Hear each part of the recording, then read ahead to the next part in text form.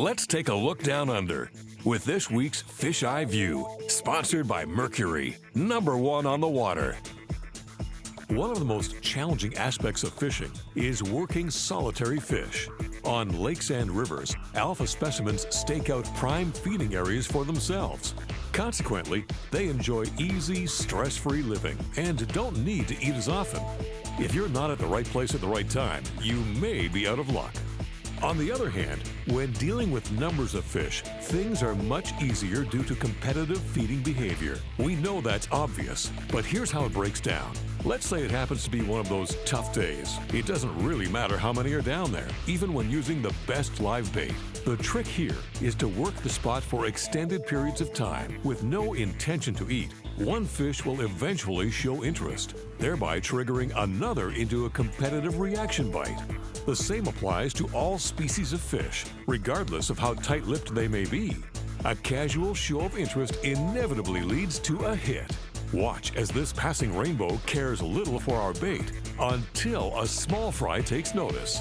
This jealousy thing is so common, we've recorded it hundreds of times. The same applies when only 2 fish are present and serves to explain why singular fish are tough. Bottom line is, always stay on them. There are many reasons why fish hit and why they don't. Some of these are common knowledge, the weather, for instance. What's frustrating is how we miss out at times when fish are on. From an underwater perspective, we've made a 25-year study on this matter. If fish are feeding on an abundant and easily caught food source, they become conditioned to only eat that while ignoring all else. Offer up anything that looks close, in a way they're used to seeing it, and they'll hit. With swimming targets, such as leeches, frogs, and crayfish, it's important to examine the movements of the real thing. Live bait is one solution, but it can fail to cooperate at a critical time. With artificial baits, you can emulate those lifelike actions at all times. This may in fact be the truth behind the claim, outfishes live bait. Minnows are a whole other matter entirely. Most predators see healthy, free-swimming targets as too much trouble. On the other hand, injured and struggling fish present themselves as an easy meal. Those erratic, panicked movements scream out beyond the range of vision. With imitations, it takes practice to duplicate this look consistently.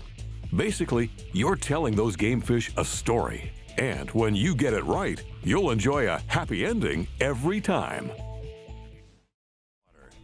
There's no question in anyone's mind that fish have moods. The weather, time of day, and other factors affect their activity level. When actively feeding, they'll take food deliberately and swallow it down. Once full, they enter a neutral state. By using large bait or an aggressive approach, you can still trigger fish. Many of these aren't hungry and hit as a reflex action. It's a predatory response inherent in most species. Basically, it's the need to kill rather than the need to eat. Bass, trout, and even panfish exhibit this behavior. Toothy critters like walleye take it further, while muskie and pike top the list.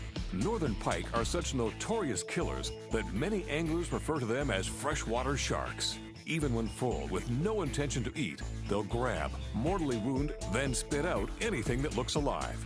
Like a well-fed cat toying with a mouse, this hit and spit activity is common practice. And just like sharks in the ocean, what seems like waste is actually an easy meal for lesser standbys. The good news is this predatory behavior can be used to your advantage, but you have to be quick to set hook.